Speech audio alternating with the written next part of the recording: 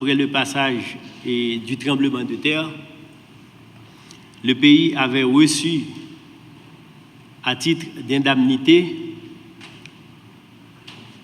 un montant de 7 millions de dollars. Après le cyclone Matthew, pour réparer les dégâts causés par les fortes pluviométries, en octobre 2016, le pays avait reçu une indemnité de 23,4 millions de dollars. Pas plus tard que l'année dernière, suite aux inondations causées par le cyclone Laura, en août 2020, le pays avait reçu 7,2 millions de dollars. Et là, après le tremblement de terre, donc le mécanisme a été activé et un montant de près de 40 millions de dollars a été octroyé à Haïti au titre d'indemnité. Donc je fais cette précision, c'est pour dire qu'il ne s'agit pas d'un don.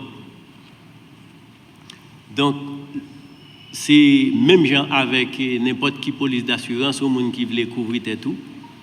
Donc ou assurer et puis si il y a un événement où tu es assuré contre lui-même qui arrive, donc le ça ou un dédommagement qu'on recevra qui prend forme d'indemnité. C'est ainsi que Haïti, après le tremblement de terre là, il recevra un montant qui presque fait 40 millions de dollars. M'a dit nous que en 2017-2018, prime n'a pas aussi élevé. Donc c'est le nous regardez nous la forte exposition d'Haïti à ces événements, à ces catastrophes. Donc nous te prenons sous nous, le gouvernement d'Haïti a augmenté la prime annuelle. On avait commencé à hauteur de 3,5 millions de dollars par an.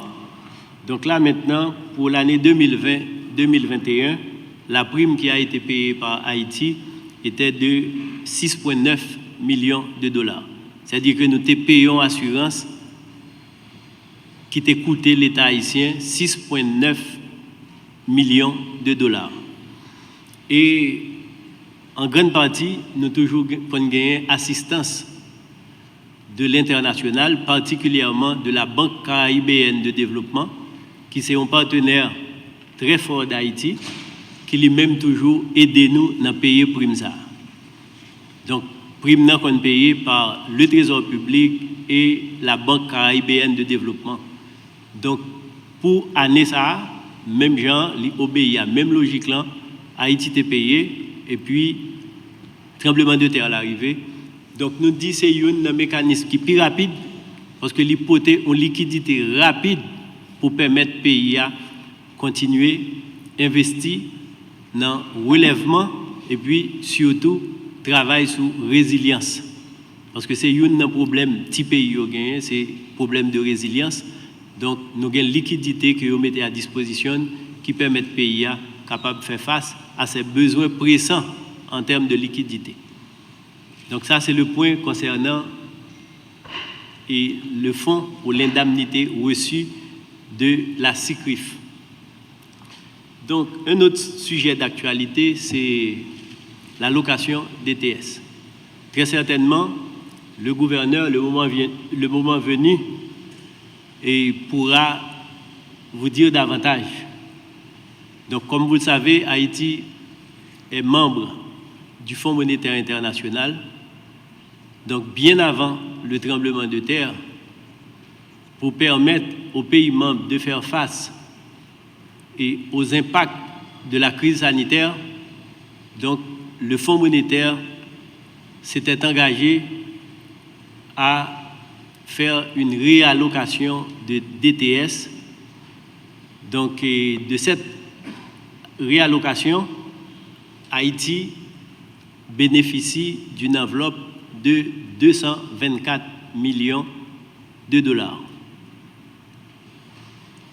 Et notez bien que cette décision a été prise bien avant le tremblement de terre. c'est pour permettre aux États de faire face aux impacts de la crise sanitaire. Très certainement, on a eu le tremblement de terre le 14 août et le 23 août 2021, le Conseil des gouverneurs du Fonds monétaire international a approuvé cette allocation dont je viens de faire mention et Haïti, comme pays membre, bénéficie d'une enveloppe de 224 millions de dollars. Donc c'est via la Banque de la République d'Haïti, la Banque centrale, et au moment où nous parlons, les équipes de la Banque centrale et du ministère de l'Économie et des Finances sont en train de travailler sur les modalités de rétrocession de cette enveloppe au Trésor public.